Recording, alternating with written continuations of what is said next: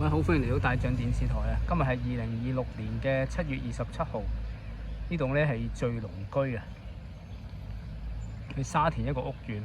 咁我啱啱咧就送咗貨，本來可以搭小巴去沙田站嘅，咁我就決定行翻落去啦。呢個位係顯泰街啊。據我記憶呢度咧，我係第一次送嘅啫。其實我送貨咧已經送咗好多年㗎啦。咁就係呢幾年先至係用呢啲數碼科技，即係用嗰個平台去送貨啦。以前就係我跟一間公司送，咁就送貨咧，有時我覺得都係幾輕鬆嘅，即係你係好自由咯。當然你要係唔好遲到。你係要準時，即係譬如你攞件貨，你冇理由話聽日先送到去啦。咁嗰個平台佢就冇話限時，冇話幾多點鐘之前要送到嘅。咁就但係你要自己盡責咯。咁同埋送完我可以繼續接單或者自己周圍行下都得。咁我而家喺呢個地區咧就係新界區啦。咁呢條小徑就係可以落返去車站嘅，咁就可以當係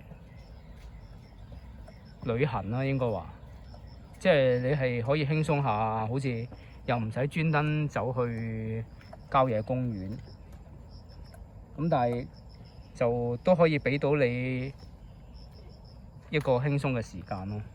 咁我同大家即係一齊漫步呢條小徑，呢條小徑落返去咧就可以去返顯徑呢個站。我相信咧，因為呢幾日係落雨落得好緊要啊，成地下咧都係周圍啲枯枝啊、枯葉咁樣。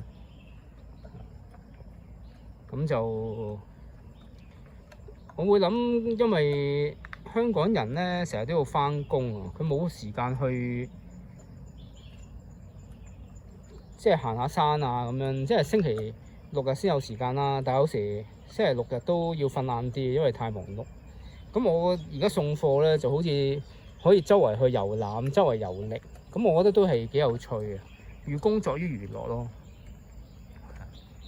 咁就所以呢份工作我都認為好特別嘅，送貨員啊。咁我做送貨員咧就係唔同送外賣。送外賣咧就都係去返個區域啊，即係如果我係一個步兵，我係喺上環區做就送返上環區啦。咁就好少話上環送到去沙田咁樣嘅。但係送貨就唔係，送貨係可以周圍去嘅，譬如可以牛頭角去咗愉景灣啊，又或者可以係粉嶺去咗黃竹坑啊咁樣。咁但係呢個當然要自己平衡啦。咁車費都係比較貴啊嘛。